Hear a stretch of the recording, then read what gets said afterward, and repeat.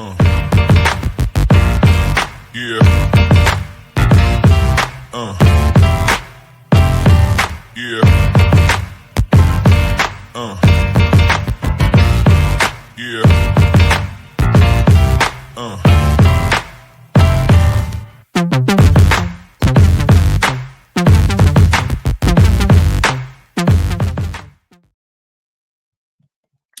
Yep. What's going on, everyone? Welcome to this week's episode of River City 93. I'm your host, as always, Elliot Barr, and is joining me is a man that will have to make a double trip up and down 95 is Mr. Matt Myers. How are you doing, sir? Don't have to, but Don't have to, but you can't stay away from us for too long. I'm not going to do that many more trips this year.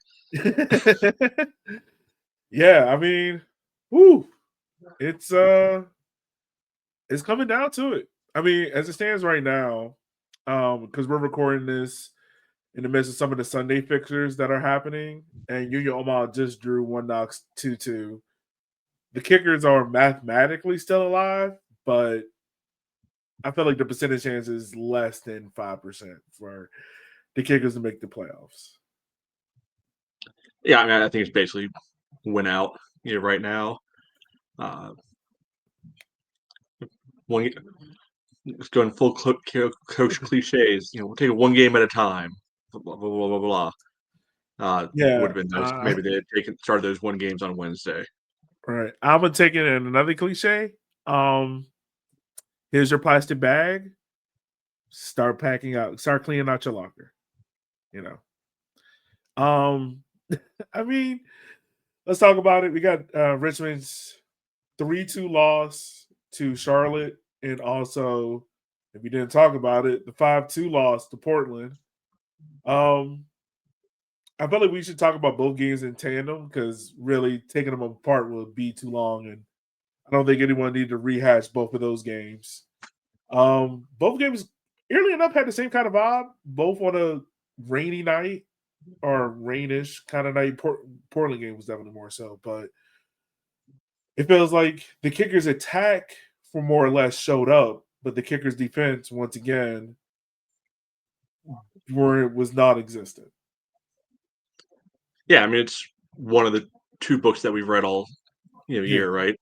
It's for whatever reason the team can't do both at the same time. They come off a run of almost 3 straight clean sheets up until like the very very last second in Madison. Granted, there wasn't much attack that went with those clean sheets, but you know what?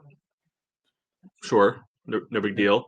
And then it's reverted back to the okay, we can score, but if we can score, defense, what? Huh? What's this concept? Oh, he's running past me? Yeah, okay. Yeah. It's just infuriating. And yeah, I think across the two games, there's one player I think who can feel even okay about maybe two players who can feel okay about their contribution, and one of them's still not going to feel okay about it. That's Darwin and Bill Hart. Yeah, that's always it. Like everybody else, like I don't know if they've just had a real good time in Madison and they've just been hungover for the whole week, but I mean, just absolute shocking performance from everybody else out there. Yeah, and it's crazy how when we talked previously to the Madison game, even after the Madison game, there was still like this glimmer of hope. Like we knew that it was going to be difficult to get into the playoffs, right? Just because we needed so many things to fall our way, plus us executing at a high level. But for us to lose the two games in which we did, and it's not even losing them, it's the way in which we lost them. Like defensive errors on multiple goals. And were there referee decisions that went against the Kickers in these two games? Absolutely, yes. In the Portland game, what was it? I want to say maybe both PKs. The second penalty was absolutely a penalty. They could have called it twice. Oh yeah. Well, so, yeah. Well, yeah. The first one was a little, questionable. I'm still not sure if they called Chandler or Marcelo on They it. did call it Chandler when I looked. I mean, And that's they what the did call announcers say, but the announcers don't know what they're talking about either. it, I mean, right. so but you can see Marcelo like give a little nudge, but I mean, you could literally call that every single play of every single Mhm. game. So come on, really? Right. And then uh, like Chandler's going to clear. It's not his fault that the guy bent his head down like 1 foot off the ground. Yeah. The ball's upright. It's like really. Yeah. And then I think the other one was the other big talking point coming out of the game was denial of a goal scoring opportunity where I think it was Kirkland on the breakaway. That was Now clean. did the kick That was clean tackle the whole that way was through. clean? Okay. I Yeah, know that the was a guy big guy talking went people in talking about. got the ball first, banged it off, Kirkland's shin guard or it was either way, it was 1,000% clean. Yeah, okay.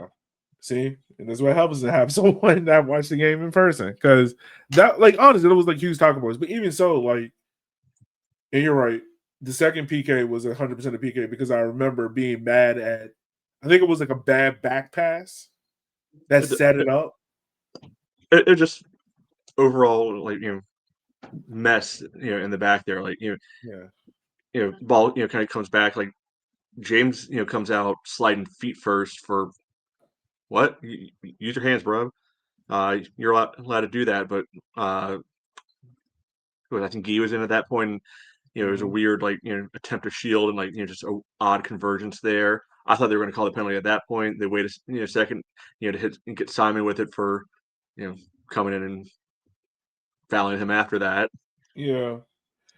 And credit to Sneddon, he saves it, but he has to follow up and scores Yeah. again. But even outside of that, like it was just poor marking on set pieces, and yeah. And then you go look at the Charlotte game, and once again, I mean, Darren mentioned in the post game show about like refereeing decisions coming against them, like the offsides goal of Kirkland and that and whatnot. But even still, like Richmond had a chance to even at the half be up 2-1 if Darwin makes his PK, but he gets saved. And it just feels as if the kickers, when they're presented opportunities to have their own luck, they can't take it, or And just defensive lapses. you get what you deserve.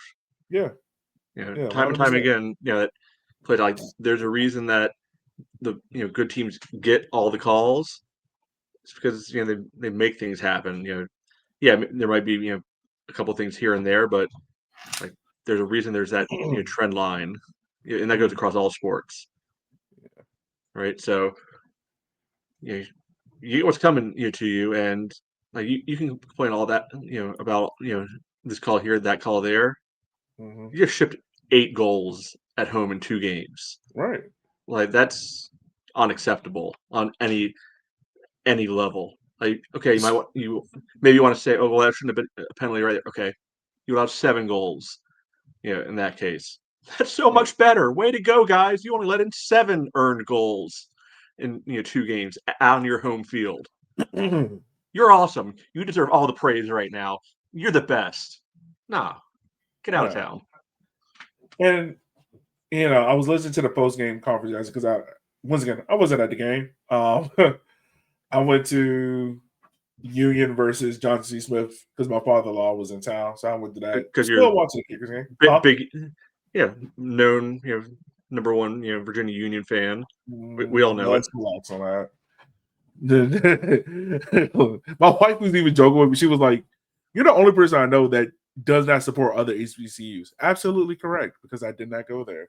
I only support one. That's Virginia State. But Sure. but I mean, I was still watching the game, and I found myself just like one. I saw the lineup, and I saw Darren revert back to the 4-3-3, and I'm like, my first initial thought, and I put it in the chat was like, I guess Darren just trying stuff with this lineup because I mean Dak is out, right? Bill Hart is healthy, but you've gotten, and it's hard to say you got the best out of the team with the 3-4-3 because we saw what happened on Wednesday against Portland. But the 4-3-3 hasn't served you any better to go back to it because you're. And I don't know if he went back to the 4-3 because of Chandler, who it isn't no fault of Chandler. Like he's not a defensive midfielder. That's not who he is, right? But it just felt as if this team was devoid of ideas offensively at certain points. And I'm talking about over the course of 2 games. And the midfield had no idea who to cover or when to cover defensively. Yeah. Well, I don't mind the big changes between the 2 games because, I mean, other than a couple guys who actually deserve to start on Saturday after that Wednesday performance, you Yeah. know, could have made 10 changes. Awesome, go for it. We don't have that kind of depth, so some guys still got to play anyway. But no, none of them. Like again, other than Darwin and then Hayden, who had that really nice goal on Wednesday Mm-hmm. and had good energy at the end of Saturday's game. Like I would have been fine with him getting a start and continuing to just rotate other guys out of there because you know if you don't show up and play, you don't deserve your spot on the field. You know, sit down, watch guys who might actually put out a good effort, put out actual quality on the field. Like I don't care who you are. If you don't bring it, go away. Yeah.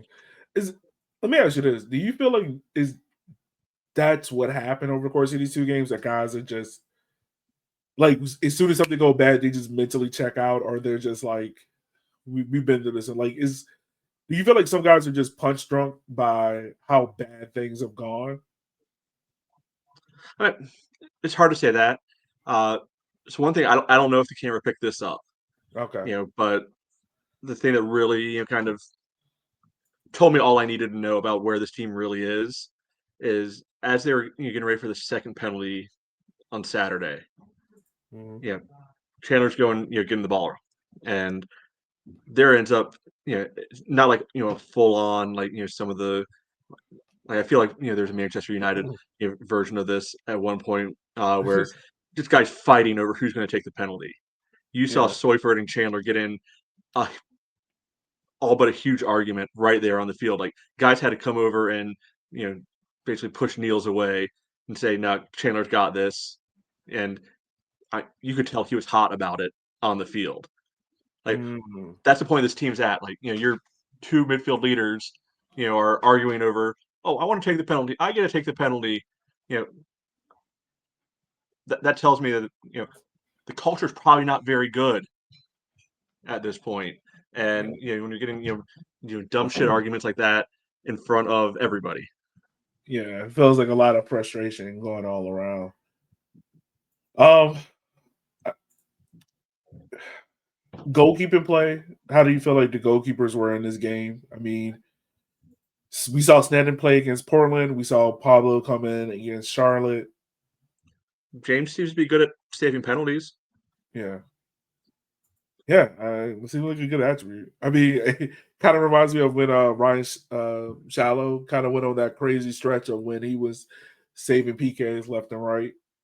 Yeah, But I yeah, don't know what he's doing the rest of the time. Like I don't know if Evans teaches them some kind of goalkeeping method I don't understand. But you look at like almost all those highlights, he's just like falling backwards on all of them, like not making himself seemingly big or like just trying for kick saves.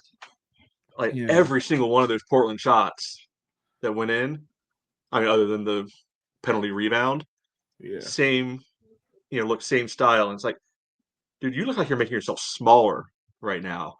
And again, I'm not a goalkeeper, so maybe there is some science behind that. hmm But like old James, you know, had plenty of flaws, there too. But he threw himself at the ball a lot of the time. He would put himself into full danger, and maybe be a little bit reckless along the way. yeah, But it wasn't this kind of like starfishing, sort of approach that guess what isn't producing any saves right now. yeah, and And then Pablo's it, it's just not working for Pablo here.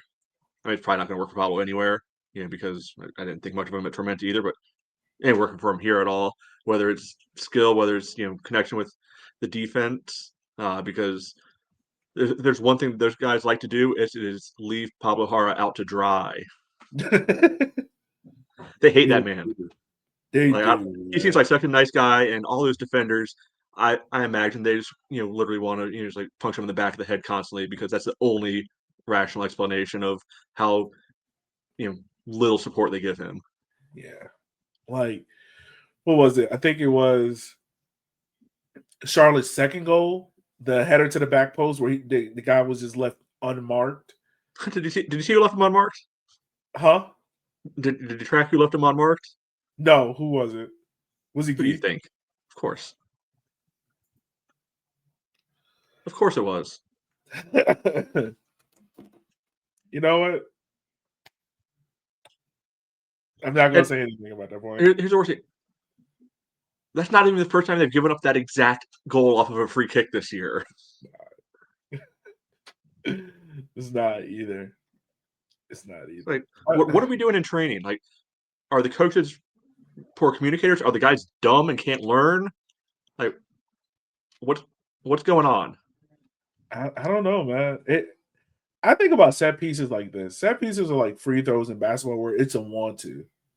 Like you have to want to defend this, right? Like you should be wanting to defend this space and clear it out. And what I can tell is like we have guys with height. Guy's a big boy, Tella's a big boy, Lodge is a big boy. Like they're big boys. Even Simon, like he has a decent frame on him. And it's just constantly over and over again. Guys are just leaving guys unmarked. And like if you go look at Portland's first goal, unmarked. Like Portland's first goal, I think I counted there were 3 opportunities to clear the ball out. And on the third one, they scored. Yeah. And this wasn't like the ball went out and they played again. The best contact was, a header that went about 5 yards just straight to the penalty spot with no juice on it whatsoever. It's like that's your idea of how we're going to fix this right now? Like head it behind for a corner or something. Who cares? Yeah. Do you have any sympathy? I'm gonna ask you this question. I'm answering blind. No, I don't have any sympathy. Well, that's my exact answer. Okay, never mind then. Well, now I actually want to know what you're going to ask, but I was going to ask. We're not going to change my mind. Do you have any? I know a lot of people are on the fire Darren out bus or the clean his office out bus. But do you have any sympathy at all for Darren when it comes to these mistakes that are happening, like on the defensive side, because like he's the head coach. He's not. It's not like in basketball you can take a time and just sub a guy out or make a quick change. Like you're kind of relying on the guys on the field to execute what you've been practicing and hoping that they can do it. Do you have any sympathy at all for him in that regard? Not especially because he's a guy he's been picking the players. He's a guy who's been picking the shapes. He's the one with the coaches drawing up how they want to defend set pieces, attack set pieces. They do the attack set pieces pretty well. Which even more infuriating of why they can't do the other side of it halfway decently. So no, I mean you reap what you sow. Yeah,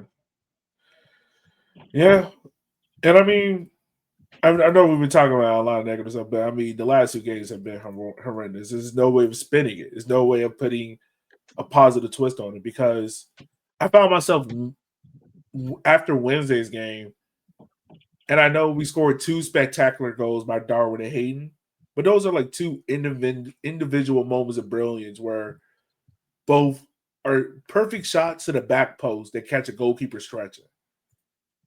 Because at no other point outside of that, like, we had shots against Portland, but they were well defended and the goalkeeper stood in the head, but it just felt like a lot of the build-up play and even the moments of attack were get the ball outside, try to cut it back, and hope someone gets to the penalty spot. But if not, we'll try it again. Like there wasn't any attack in the middle or be vertical. It was kind of like go out on the wings and then,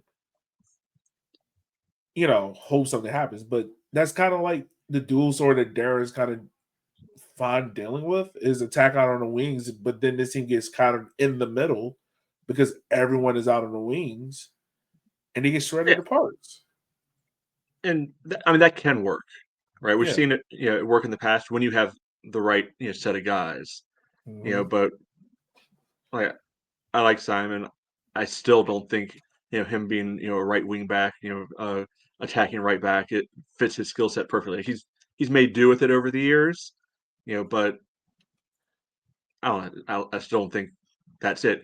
Because you contrast that with Saturday when Maxey was in there, he's creating stuff, you know, Yeah. out on the left back position, and it's such a contrast when he's in there versus when Beckett's in there with what you actually get in terms of connectivity with guys like Darwin and Emmy in terms of a little bit like one-on-one sizzle, even like it's just so noticeable the difference. Yeah. And I mean, that's just Beck. Beck is learning it while Maxi already mastered it. And which I don't know why Maxi isn't starting unless he's coming back from injury. But I mean, it's the same thing with Bill Hart. Like if you're playing them 20, 40 minutes, 30 minutes in multiple games, why not just start them? Yeah. Yeah. So it's not just the fact that it's the wings in and of itself. Yeah, I Mhm. think it's just all the pieces combined.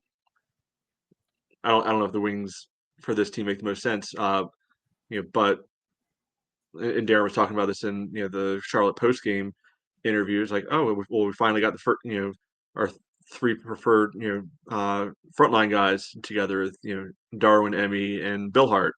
Yeah, I heard Cool, that too. cool. I mean, that's not not bad. They can they're certainly dribbly together, and you get a little bit more of some quick 1-2s and connective tissue there. Hmm. You're probably not getting much in the way of width. I mean, I realize saying that Bill Hart drew that first penalty, cutting in, from being basically on the touchline. But you know, overall, they all like to really funnel towards the middle of the field and kind of play almost underneath where a target striker would be Yeah. if we had one of those, Yeah. or I, played with one of those, which I don't know if that would really fit because we've seen plenty of those guys in the Darren systems, and those guys I don't know it if just any never seemed like a are fit. role that fits into Darren's system. You would think Yeah, it would with the amount of times where we have wingers wide and looking across the ball in. You think it would be something that works, but it yeah, just never. and that's fine. Like, Yeah. not every position fits in every system. No big deal there, Mhm. but that's more just to be able to describe where I see those guys liking to gravitate to because like Darwin, hey, he gets the ball like he can get around a guy or two, and we've seen the last two games we've seen throughout the year. If he can find that ball on his right foot, between 20 and 30 yards out, and get a look at goal, he can find that back post and tuck it right inside the post and score. Like I've got to think if he's on 9 goals now, at least 5 of them have to be like that. Yeah, I'm pretty sure a lot of them are. My bad. So, I mean, Matt, right now, as it sits, I try to figure out where do I steer this to. What what message do you even say to guys after 2 games like this? Really, three, because you had it seemed like this team has not recovered mentally since Madison. Like when that goal went in at the death against Madison, it felt like we have been sleepwalking ever since. It felt like they put all like the effort in defensively, and maybe this is like the fork in the road where say Sosa's goal go wide or just Sneddon saves it, right? It is 0-0.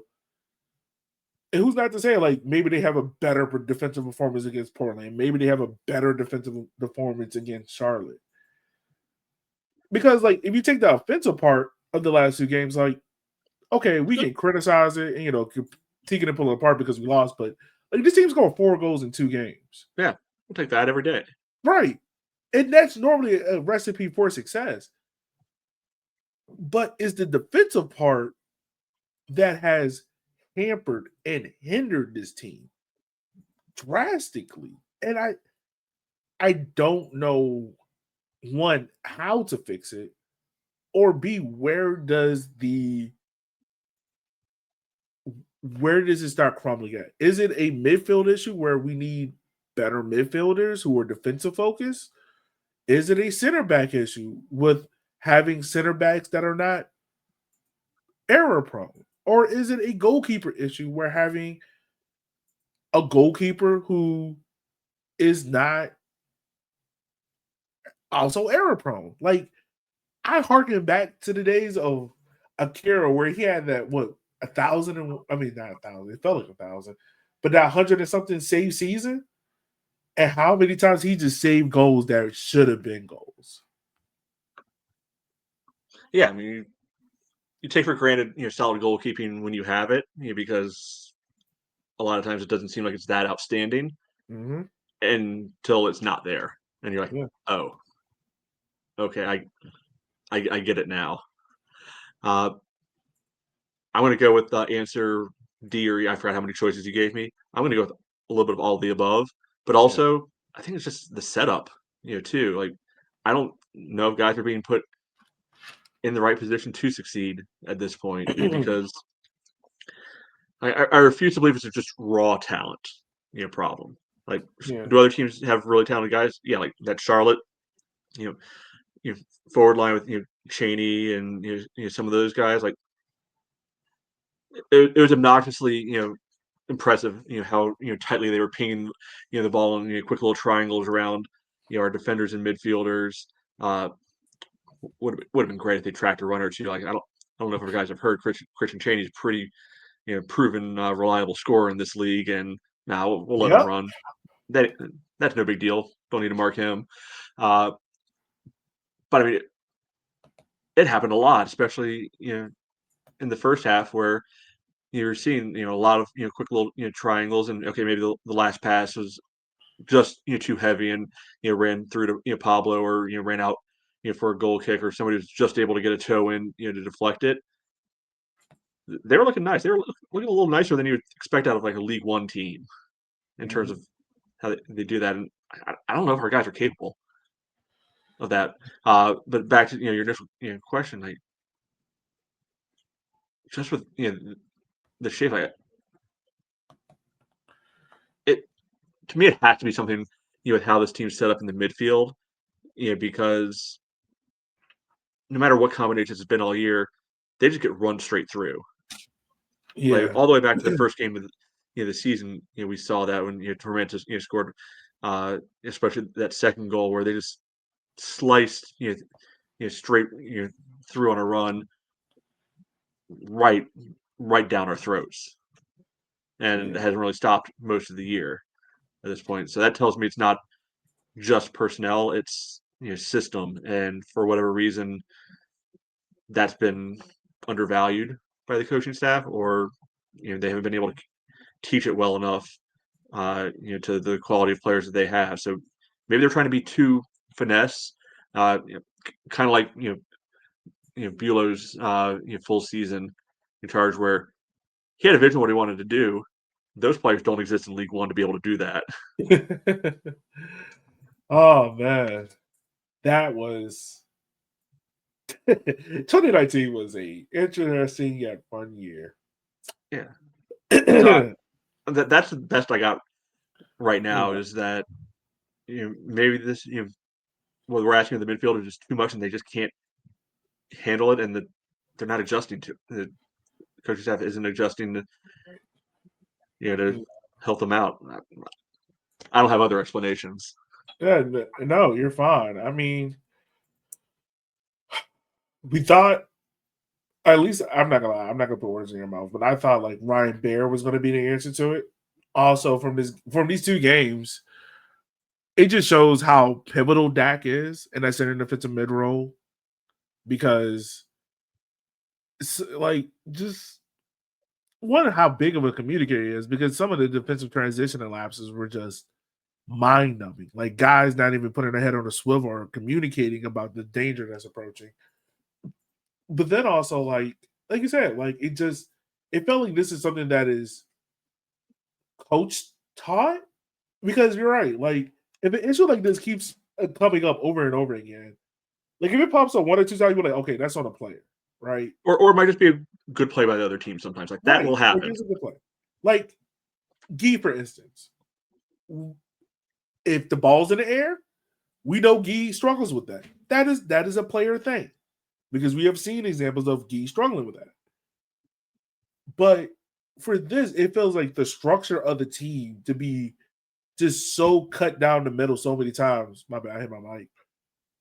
And the coaching staff not be able to fix it or to adjust it feels like this is something that has been taught to the players, where what is being taught to them leads to these goals and these moments for teams happening over and over again.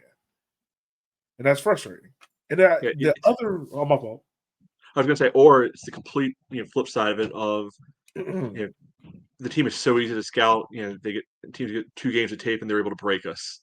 Yeah. Yeah, we make an adjustment. We get 2 games, before everybody is able to figure it out. I don't think that's probably it, but that's, I guess, the other extreme. Yeah. And the other frustrating point that I have is that City Stadium is not a fortress anymore. It's not. Right, it's It's been a that way for place like 3 years now where now. teams come to. Yeah, I mean, it's a place now where teams come now and get their get right game. Like Charlotte. Charlotte before this was in a bad run of form, and this was their get right game. You Yeah, the other only examples of it. the only team they've beaten since we played them in the you know dead rubber Jaeger kit game was Westchester. We all know Westchester doesn't count. Yeah, like Tormenta had that was a get right game for them. FC Naples, that was a get right game for them. Lexington, I mean, this is Jägermeister Cup, but that was a get right game for them. Um, you know, eh, Texoma, that was a get right game for them. Like it's just And so they'd many already, examples in of that. fairness, Texan had already started to turn it around by the time they got to us. But Yeah, I get but your overall point. yeah, but I mean, I'm just saying, like, there's so if you even go back 2024, there's a lot of examples of get right games for teams when they come to City Stadium, get right, and they figure out the issues.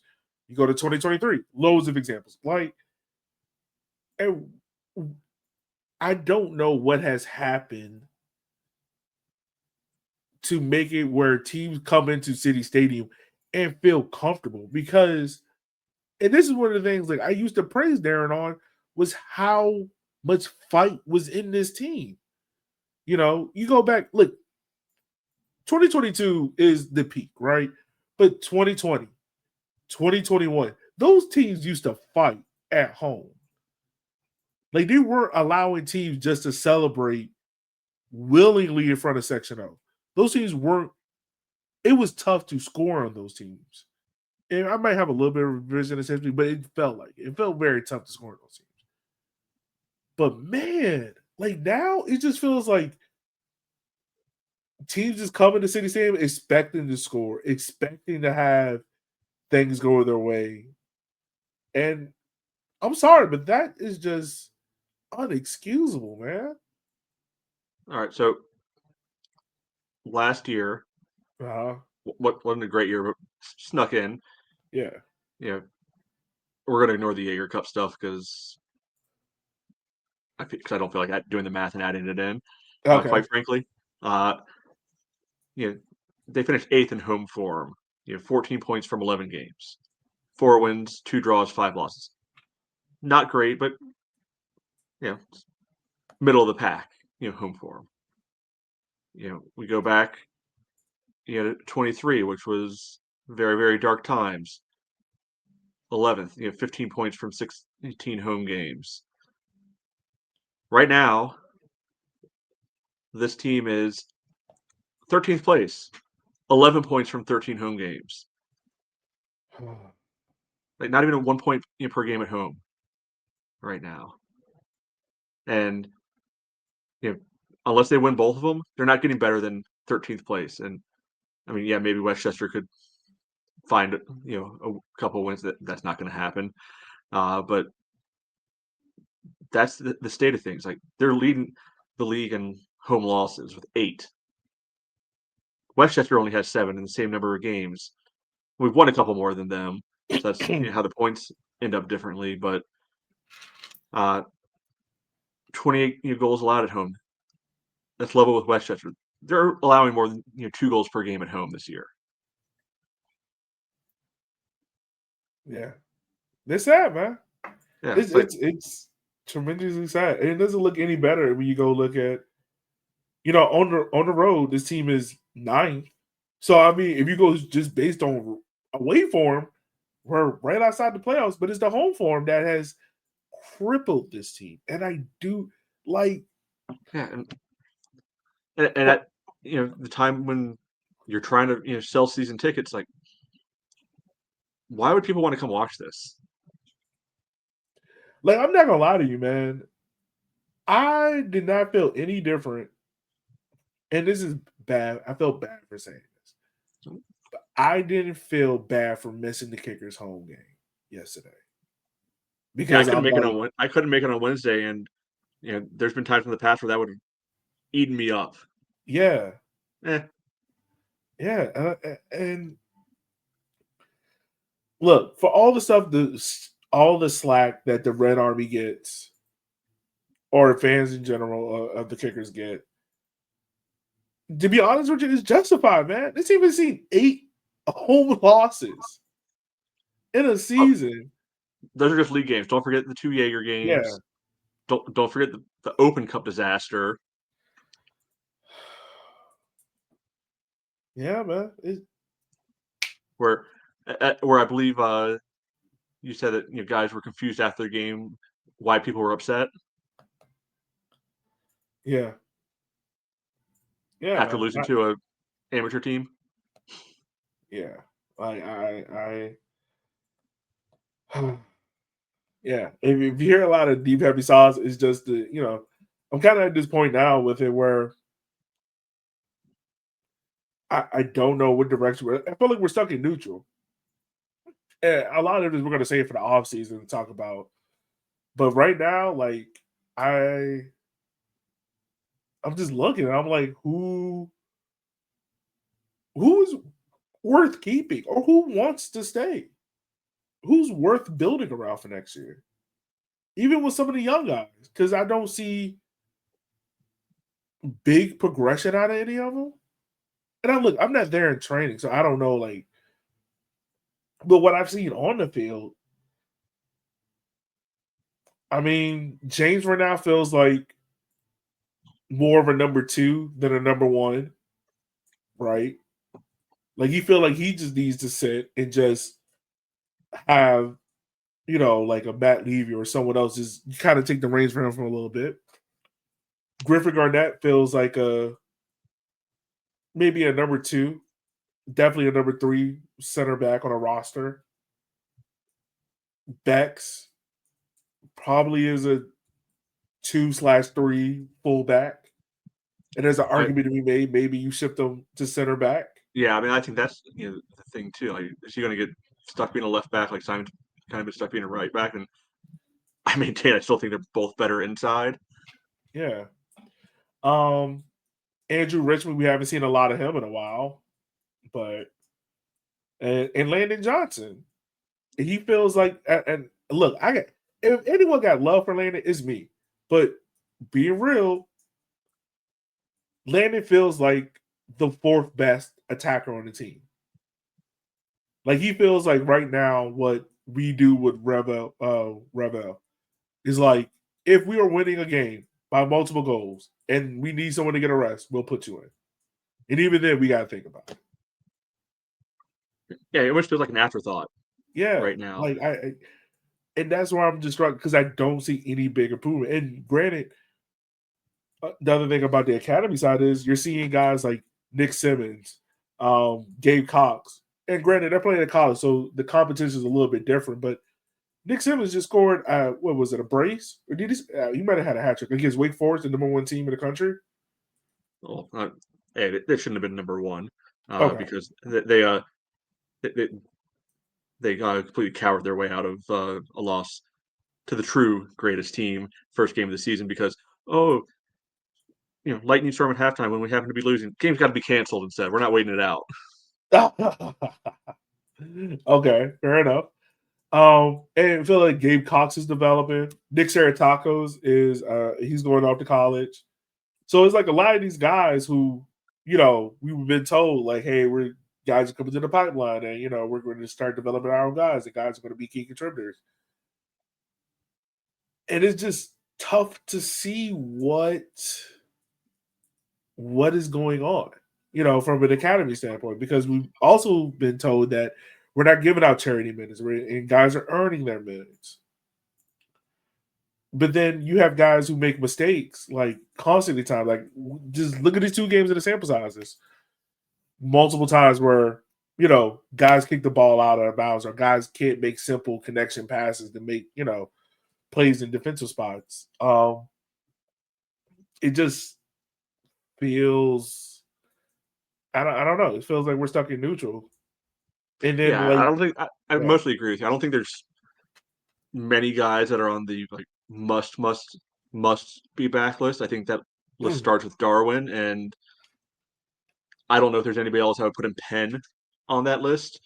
Right now, there's some other guys I could easily be talked into. Like I don't think you cut bait on a guy like Griffin or even James. I don't think you put Snedden in as the pendant number one for next year. Yeah, no, Uh, no. but I don't think you cut bait on some guys like that. But I think everybody else you can at least have a legitimate conversation about like yeah I'm happy to have Simon around, but I don't think you need to pen him in as right back for life. Yeah. Happy to have Maxi back, but I also just waiting for his body to just fully break at some point. Yeah, I mean, I will say this. There are a lot of guys who, well, not even a lot of guys. There's no one who I would write in pen. There's a lot of guys that I will write. Not a lot. Let me change it. There's a few guys I will put in erasable pen. So you ever seen that pen where you can erase with it? An erasable pen, yeah. Yeah. So there's a few guys that I would do with that, and there's a few guys I would do with pencil. So you don't even have Darwin as a full on lock. Not necessarily. And Okay. that is mainly just injury. Like I've been nervous with some of our luck with attackers being injured. But yeah, no, I mean, there's no one right now that I have as a certain lock. Like, this is the guy who I want to build this team around. Because as much as I like love what Lodge brought to us defensively, is it him or is it just the defense around him that it's just letting in his mind how he goes? I don't know, you know. But I think that's fair. yeah. So So yeah, I don't yeah, know, and it would be interesting to think about during the off season. Like you said, plenty of time for us to discuss all of that later Yeah, on. for real, bro, it is. So yeah, I mean, as it sits right now, the kickers aren't mathematically eliminated, but more or less. But come on, Yeah, is there? You know what it feels like?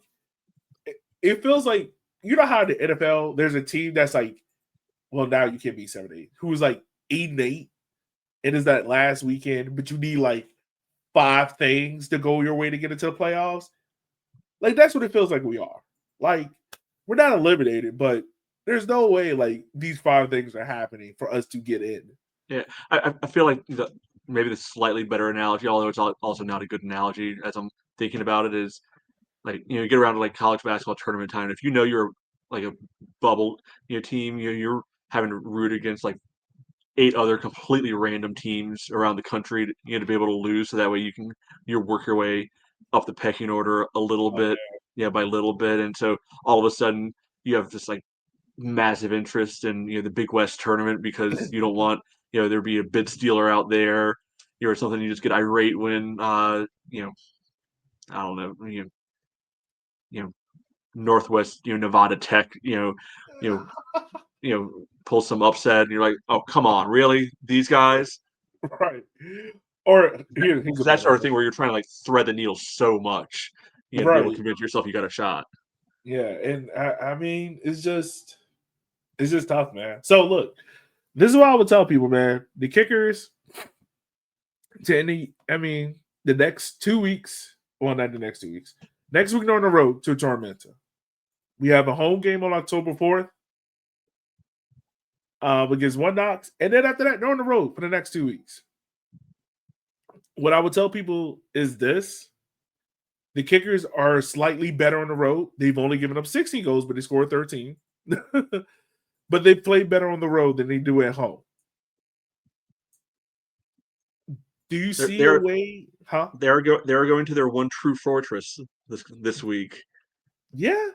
Look, as much junk as we give Tormenta, they have definitely found that switch after that manager change. I was gonna say, what was the impetus for that running form all of a sudden? Right. So yeah, so it's going to be interesting to see because this is a Tormenta team now who I think, based on last night's results, are now in the playoffs. They're sitting right at 8th. So this is the team still with a lot to play for. And I mean, look, as I've said it before, if the kickers are not going to get into the playoffs, make it tough on other teams. Like, you play Tormenta, who's on the verge of the playoffs. Take a point off of them. You play Texoma and AV Alta, two other teams who are sniffing around the playoff line. Take a point or 3 points off of them. Make it tough. Make it tough for them. And I mean, One Knox is probably in, and the last home game is against that pink team, and just don't get swept in the Henny Derby. I hope, but yeah. Hopefully that game means nothing to them either. Although, because I don't want to run the chance of propping them up into the playoffs, but they're in dire straits as well now. Yeah. But especially after getting kicked in the teeth by Greenville, like how they were. Right. So I mean, yeah, like, Matt, is there anyone on this team right now who